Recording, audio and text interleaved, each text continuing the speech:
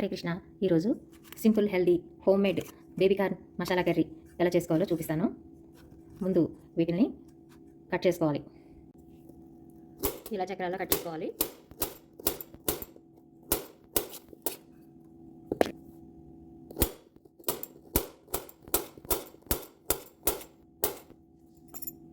ఇలా కట్ చేసుకున్న ముక్కల్ని వాటర్లో వేసుకొని పొయ్యి మీద పెట్టి నీళ్ళు ఒక పొంగులు అనేవ్వాలి.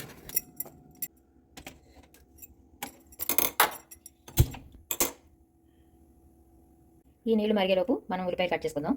ఇలా కట్ చేసుకున్న ఉల్లిపాయ ముక్కల్ని టమాటా ముక్కల్ని మిక్సీ జార్లోకి వేసుకోవాలి. ఈ ఉల్లిపాయ టమాటాలతో పాటే జీడిపప్పు, యాలక్కాయ, లవంగం, దాల్చిన చెక్క, ధనియాలు ఇవి కూడా వేసుకొని గ్రైండ్ చేసుకోవాలి మెత్తగా. ఇలా నీళ్లు మరిగినాయండి. ఇప్పుడు పొయ్యి కట్టేసుకోవచ్చు. ఇలా మెత్తగా గ్రైండ్ చేసుకోవాలి. గ్రేవీ పేస్ట్ రెడీ అయిపోయింది. ఇప్పుడు పొయ్యి మీద కడాయి పెట్టుకొని నూనె వేసుకోవాలి. నూనె కాగాక కొద్దిగా జీలకర్ర వేసుకోవాలి. కరివేపాకు, పచ్చిమిర్చి, బిర్యానీ ఆకు వేసుకోవాలి.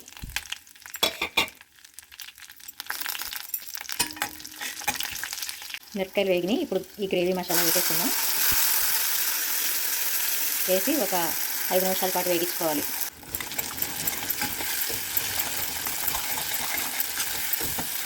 ఇది కొంచెం వేగే వరకు కలుపుతూ ఉండాలి, లేకపోతే మూకుడికి అంటిపోతూ ఉంటుంది. 1/2 స్పూను అల్లం వెల్లుల్లి పేస్ట్ కూడా వేసుకుని వేగించుకోవాలి. ఈ ఉల్లిపాయ పచ్చిదనం పోయే వరకు వేగించుకుంటే స్వీట్నెస్ లేకుండా ఉంటుంది.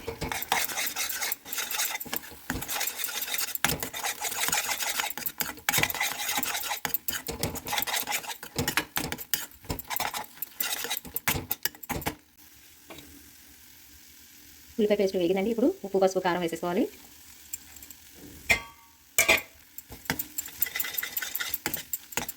ఇలా బాగా కలుపుకున్న తర్వాత మనం బాయిల్ చేసుకున్న ఈ బేబీ కార్న్ ముక్కలు కూడా వేసి కలుపుకోవాలి. ఈ ముక్కల్లో ఉన్న వాటర్ని తీసేసి గ్రేవీలో వేసి బాగా కలుపుకోవాలి.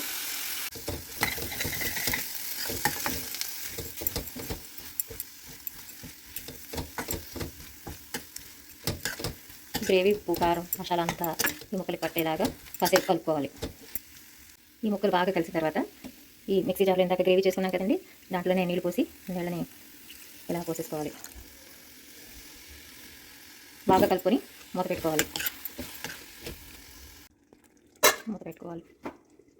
మంట సిమ్లో ఉంచి కాసేపు ఉడికాక మళ్ళీ చూద్దాం. ఈ కూర ఉడికే లోపల చపాతీ పిండి కలుపుకుందాం. గిన్నెలో కొద్దిగా నీళ్ళు పోసుకొని, మనం ఎంతమందికి ఈ పిండి కలపాలనుకుంటే దానికి సరిపడగా నీళ్ళు పోసుకొని పొయ్యి మీద పెట్టి గోరువెచ్చగా నీళ్ళు కాసుకోవాలి. జస్ట్ వేడెక్కితే సరిపోతుంది.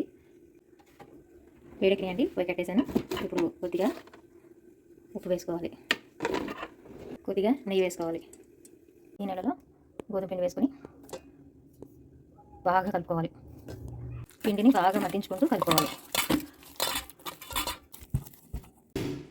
అలాగా వస్తుంది చపాతీ, మెత్తగా బాగుంటుంది. సాఫ్ట్గా ఇదిగోండి, ఇలా కొట్టగా సాఫ్ట్గా అయిపోతుంది.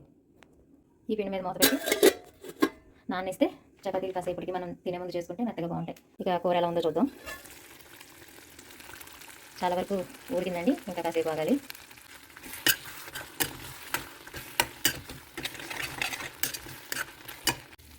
కూర రెడీ అయిందండి. ఇక ఆఖరిన ఫినిషింగ్ టచ్ కొద్దిగా బటర్ వేసాను. కమ్మగా చాలా బాగుంటుందండి టేస్ట్ బటర్ వేసుకుంటే. ఇప్పుడు పొయ్యి కట్టేసుకోవచ్చు. కూర పలుచగా గ్రేవీలా కావాలనుకుంటే కొద్దిగా నీళ్ళు పోసి మళ్ళీ ఒకసారి ఉడికించుకుంటే ఇలా అవుతుందండి. బాగుంది కదా. అంతేనండి, baby corn masala curry ready. Foldings చేసి చపాతీలు చేశానండి. చూడండి ఎలా పొంగుతుందో, పూరి పొంగినట్టు పొంగుతుంది.